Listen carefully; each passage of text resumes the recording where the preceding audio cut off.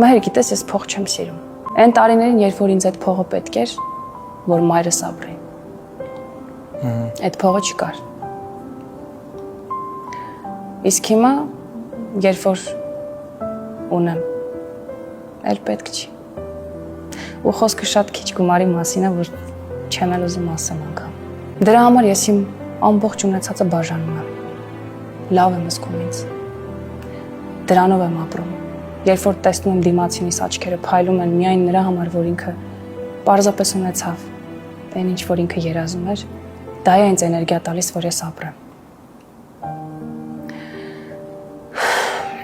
Գիտես, ինչի եմ ես իմ մենահամերգներին միշտ անակնկալներ անում իմ հանդիսատեսին, որ մարդիկ ուրախ գնան տուն։ Ես ուրախանում եմ, որ ես դա կարողացել եմ անել։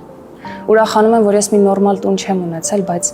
փառք Աստծո կարողացել եմ շատերին տան հարցով օգնել։ Ինչքան լավ է։ Դեպք չի եղել, որ հանկարծ իմ հանդիսատեսից որևիցե մեկը ինձ փողոցում տեսնի կամ, չգիտեմ, միտեղ հանդիպենք իրար եւ դիմի ինձ որևիցե մի հարցով, ես իմ մաքսիմումի չափով այդ մարդուն չօգնեմ։ Բա ինչ պիտի անեմ։